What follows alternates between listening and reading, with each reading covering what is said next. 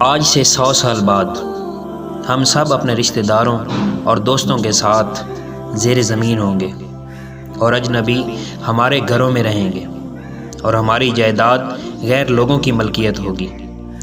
انہیں ہماری کچھ یاد بھی نہیں رہے گی۔ ابھی بھی ہم میں سے کون اپنے دادا کے باپ کا سوچے گا؟